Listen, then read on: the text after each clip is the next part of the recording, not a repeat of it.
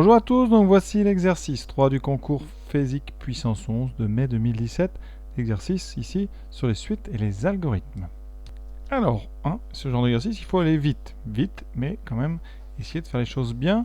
Alors on définit une suite par U0 égale 0, et ensuite une relation de décurrence un petit peu longue, c'est une racine carrée, ici 1 demi de racine carrée de UN au carré plus 12. Première question, on va dire assez simple. Est-ce que U1 vaut racine 3, U2 vaut racine 15 sur 2 et U3 vaut 3 racine 7 sur 4? Alors, on va tester. Alors, j'ai aucune idée de la réponse. Donc, on va tout de suite vérifier ça. Alors, je pense que la réponse est vraie, parce que comme ça, on pourra se servir de ces trois valeurs pour répondre à la B, mais on ne va pas faire non plus des prévisions hasardeuses. Alors, pour calculer donc U1, c'est simple, vous remplacez rapidement ici N par 0 là-dedans, donc on aura U1 qui sera 1 demi donc de racine carrée de U0 carré plus 12. Alors U0 c'est 0, donc ça fera 1 demi de racine de 12. 12 étant 3 fois 4, on peut sortir le 4, donc ça fait 2 racines de 3 sur 2, et donc ça donne racine de 3. Jusque là on est OK pour le U1. Je répète, pour ceux qui n'ont pas suivi, peut-être qu'ils trouvent que je vais un peu vite, racine de 12, c'est racine de 3 fois 4, et donc propriété des racines, c'est donc racine de 3 fois racine de 4. Et racine de 4, c'est 2. On écrit toujours les nombres avant les racines, donc c'est 2 racines de 3. Pour U2, même chose, on va remplacer n par 1. Donc on aura U2 égale 1 demi de racine de U1 au carré, plus 12. Et U1 au carré, on vient de le calculer. U1, c'est racine de 3, donc U1 au carré, c'est 3. On a donc 3 plus 12, qui fait 15. On obtient racine de 15 sur 2, écrit comme ça, donc pour l'instant on est bon. U3, même chose, on essaie de se dépêcher, donc 1 demi de racine de U2 au carré. Alors là, U2 au carré, c'est plus embêtant, parce qu'il y a un demi. Donc il va falloir mettre racine de 15 sur 2 au carré, et racine de 15 sur 2 au carré, qu'est-ce que ça donne? Eh bien, c'est le numérateur au carré sur le dénominateur au carré, donc 2 au carré, 4, et en haut, racine de 15 au carré, 15. Donc ici, on aura 15 quarts, plus 12. Alors on va mettre au même dénominateur, donc racine carrée de 15 plus 4 fois 12, donc 48 sur 4. Alors là, ça devient technique quand même. Donc 1 demi de racine de donc 63 sur 4. Alors qu'est-ce qu'on peut faire avec ce racine de 63 sur 4? On sépare déjà en deux. Ça fait racine de 63 sur racine de 4. C'est un bel entraînement pour la racine carrée d'ailleurs cet exercice. Alors 63. C'est donc 63, c'est 7 fois 9. Donc ici on a racine de 7 fois 9. Ici 2 fois racine de 4, ça fait 2. Et là on va séparer en deux racines. Racine de 9 ça fait 3, donc il reste 3 racines de 7 sur 4. Donc 3 racines de 7 sur 4, ça tombe bien. C'est donc la première est vraie, on avait raison.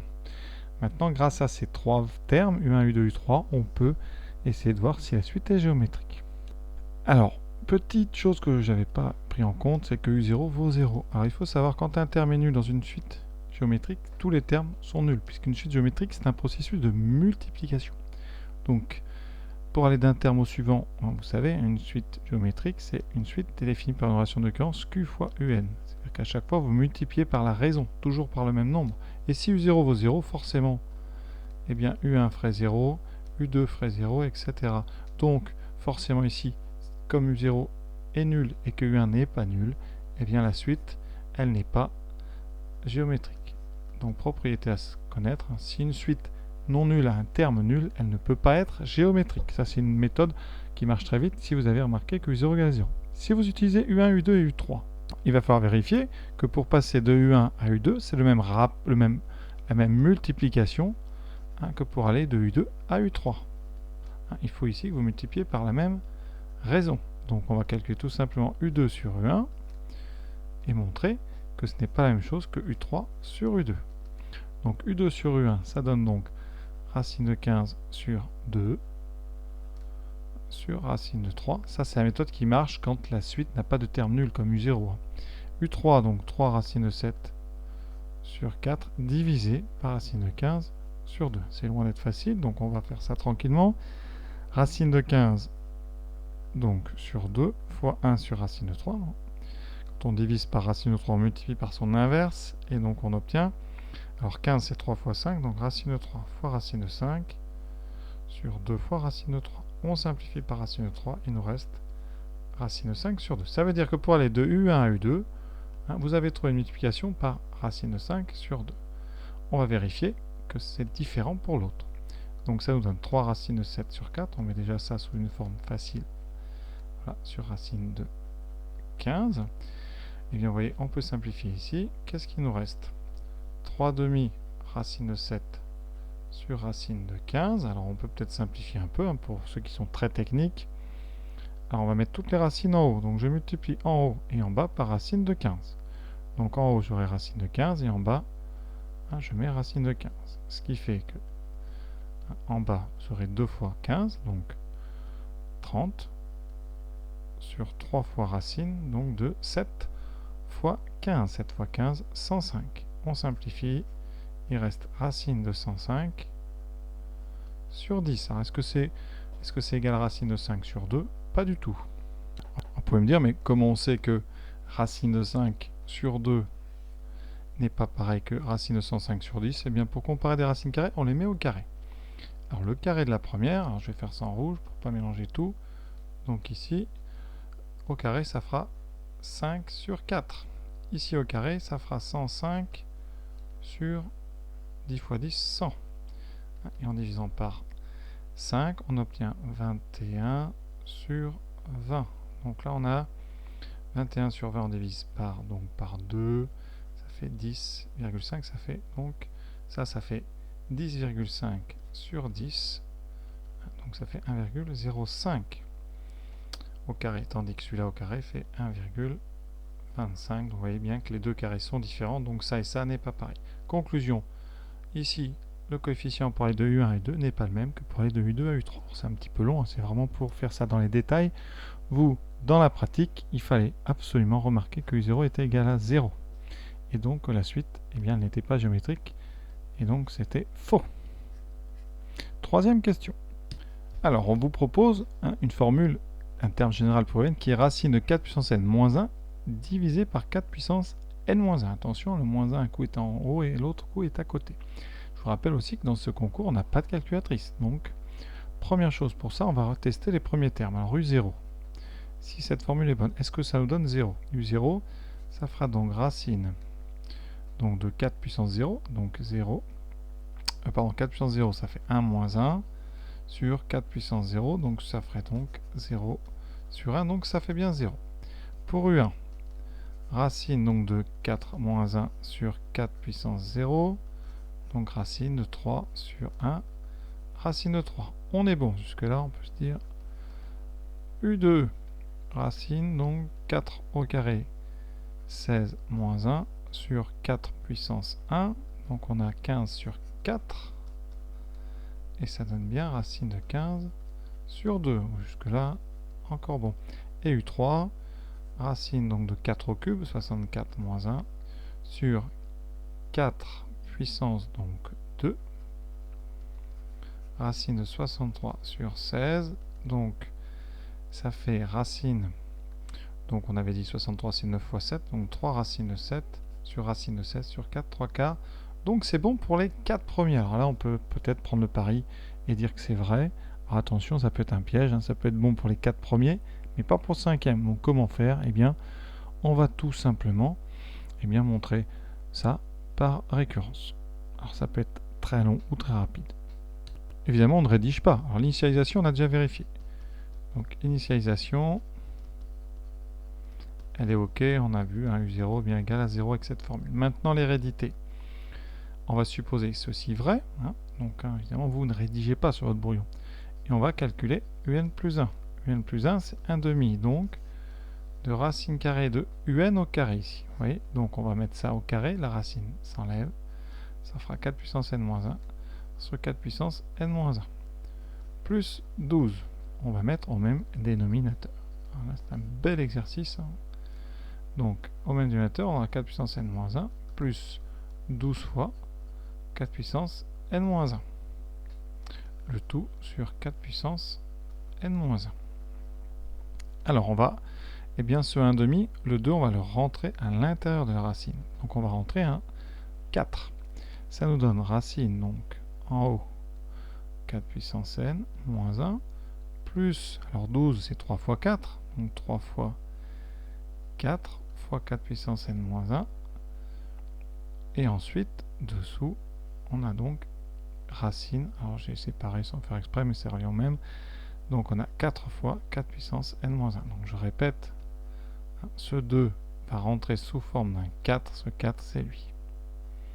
Ensuite le 12, ici, je l'ai transformé en 3 fois 4. Et maintenant, bon, j'avais séparé en deux racines sans faire exprès, je vais tout remettre sous la même. Alors, qu'est-ce qu'on a? On a déjà notre moins 1. Alors, il est là, lui. Ensuite, des 4 puissance n. Alors, 4 puissance n, on l'a. Et par contre, ici, on va mettre ce 4 avec le 4 puissance n moins 1, ce qui donnera plus 3 fois, eh bien, alors je vais mettre ça en couleur pour voir ce qui se passe. 4 fois 4 puissance n moins 1, c'est 4 puissance 1 fois ça, les exposants s'ajoutent. Il reste 4 puissance n. Et là, ben, qu'est-ce qu'on a? En haut, on a ce qu'il faut. Et en bas, on a la même chose, donc on a 4 puissance n. Et au niveau de la racine, ben voilà. On a des 4 puissance n, on en a 3 ici et 1 ici. On a donc 4 fois 4 puissance n moins 1 sur 4 puissance n. Et 4 fois 4 puissance n, encore une fois, ça va se mettre ensemble pour donner. Donc ici, je vais mettre le résultat là. 4 puissance n plus 1 moins 1 sur 4 puissance n. Et c'est exactement ce qu'il nous fallait. Pourquoi? Parce que ça, c'est la relation ici au rang suivant. C'est-à-dire qu'ici, si vous mettez n plus 1 à la place de n, regardez si je mets n plus 1, n plus 1, n plus 1, ça va faire disparaître le moins 1. On a bien 4 puissance n plus 1 moins 1 sur 4 puissance n. Donc, la récurrence, elle est au quart. Vous me direz, sur un exercice comme ça où il faut aller vite, c'est un petit peu technique. Bon, en même temps, voilà, si vous ne le faites pas le jour J, ben c'est pas dramatique. Après, vous pouvez faire le pari sur les 4 premiers que la formule marchera. C'est un risque qui peut être pris. Et la récurrence, vous voyez, elle est assez quand même technique, mais pour les bons élèves, ça passe quand même. Ça vous fera au moins un bon entraînement pour le bac. Il nous reste la 4e, belle question, sur un algorithme. Alors cet algorithme, il va falloir le faire tourner sans calculatrice. Donc c'est pas assez évident, on va regarder. Donc première chose, on remarque, E, on vous demande E égale 0,1. Donc E égale 0,1. Donc ici, E égale 0,1. Donc ici, on a un 0,1. Donc les variables qui vont bouger, il y a n et il y a u. Donc, on fait un petit tableau avec n, u. Au départ, n vaut 0 et u vaut 0.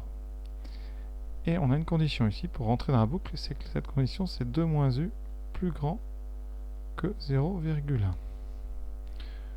Alors, au départ, donc comme u vaut 0, 2 moins u, ça fait 2. 2 est bien plus grand que 0,1. On fait la boucle. Donc on va calculer. Racine de u2 plus 12 sur 2, c'est tout simplement un plus 1. Donc comme u, c'est u0, ici en deuxième, vous aurez donc u1. C'est-à-dire racine de 3. N, à ce moment-là, juste à la ligne suivante, devient 1. On est ici, fin de temps, on revient en début de boucle. On regarde la condition. Est-ce que 2 moins racine de 3 est plus grand que 0,1? Oui, parce que racine de 3, c'est 1,7. Donc ça marche encore. Donc la condition, elle est OK. On refait une boucle. Donc on recalcule u. Donc on n'aura plus u1, mais u2, qui est racine de 15 donc sur 2. N devient 2. Et on va regarder. Alors racine de 15 sur 2, parce qu'il va falloir calculer 2 moins racine de 15 sur 2. Alors racine de 15, est-ce que c'est plus grand ou plus petit que 2? Alors ici, racine de 15, c'est plus petit que 4. Donc racine de 15 sur 2, c'est plus petit que 4 sur 2, donc c'est plus petit que 2. Donc, eh bien, la condition, elle est encore bonne. Ceci, pardon, c'est positif. Est-ce que c'est plus petit que 0,1? Là, c'est pas évident à estimer. Bon, j'avoue, la question c'est ça. Est-ce que ça est plus grand ou plus petit que 0,1? Donc la question auquel on doit répondre, c'est pas évident quand même, j'avoue. Est-ce que 2 moins racine de 15 sur 2 est plus grand que 0,1? Alors pour ça, ben on va considérer que c'est vrai. On va travailler par équivalence. Donc ça veut dire qu'on va donc mettre le 0 à gauche et le racine de 15 sur 2 à droite. Ça fait donc 2 plus 0, donc 2 moins 0,1, donc 1,9. Est-ce que 1,9 est plus grand que racine de 15 sur 2? Alors pour ça, c'est des nombres positifs, on met au carré. Donc on va mettre 1,9 au carré et racine de 15 sur 2 au carré. Ça fait donc 1,9 au carré, on a dit 361, donc ça fait 3,61. Est-ce que 3,61 est plus grand que 15 quarts? Alors on va évaluer 15 quarts. 15 quarts, donc 1 quart, vous savez, c'est 0,25. Donc 15 quarts, c'est donc 12 quarts, c'est 3 plus 3 quarts. Ça voudrait dire que 3,61 est plus grand que 3,75. Or, ceci est faux, donc par équivalence, ceci est faux. Donc, pour notre algorithme, la condition ici est fausse, enfin elle n'est pas bonne. 2 moins racine de 15 sur 2 est plus petit que 0,1. Conséquence, l'algorithme s'arrête. Et comme il s'arrête, il va bien afficher 2. Donc notre réponse à question D, c'est bien n égale 2. C'est donc vrai. Alors une question quand même difficile, moi je trouve. Donc le jour d'un concours, peut-être lâchez ça, faites les autres, ramassez des points ailleurs et revenez-y à la fin si vous avez le temps.